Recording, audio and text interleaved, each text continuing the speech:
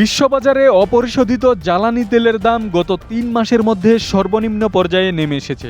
Brand ক্রুডের দাম barrel প্রতি $৮০ নিচে নেমে যাওয়ায় নতুন করে আলোচনায় এসেছে বাংলাদেশের জ্বালানি তেলের মূল্য। প্রশ্ন উঠছে, আন্তর্জাতিক বাজারে দাম কমলে দেশের বাজারেও কি তার প্রভাব পড়বে?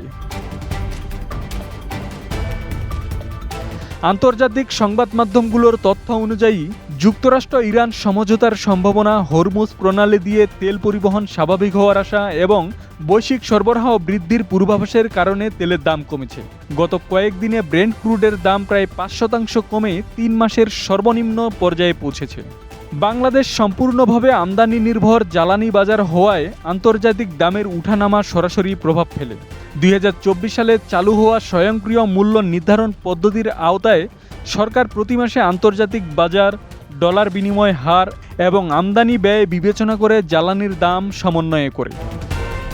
বিশ্লেষকদের মতে বিশ্ববাজারে দাম কমলেও বাংলাদেশে তাৎক্ষণিকভাবে বড় ধরনের মূল্যহ্রাস নাও দেখা যেতে পারে, কারণ আন্তর্জাতিক বাজারের বর্তমান দর ছাড়াও আগের আমদানি ব্যয়, পরিবহন খরচ, ডলারের বিনিময় হার এবং বাংলাদেশ পেট্রোলিয়াম কর্পোরেশনের আর্থিক অবস্থাও বিবেচনায় নেওয়া হয়। তবে বাজার প্রবণতা যদি কয়েক সপ্তাহ বা মাস ধরে নিম্নমুখী থাকে, তাহলে জুলাই বা পরবর্তী মাসগুলোতে জ্বালানি তেলের দাম কিছুটা কমার সম্ভাবনা রয়েছে বলে মনে করছেন জ্বালানি খাতের বিশেষজ্ঞরা। অতীতেও আন্তর্জাতিক বাজারে মূল্য কমার পর স্বয়ংক্রিয় মূল্য নির্ধারণ ব্যবস্থার আওতায় দেশে লিটার প্রতি $2 পর্যন্ত দাম কমানো হয়েছিল।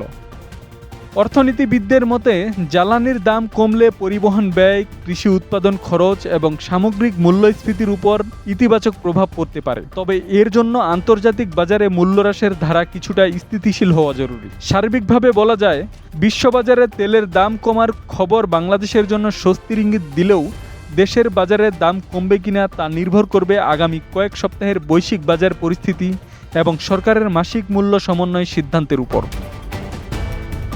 আব্দুস সালাম, প্রজন্ম 24।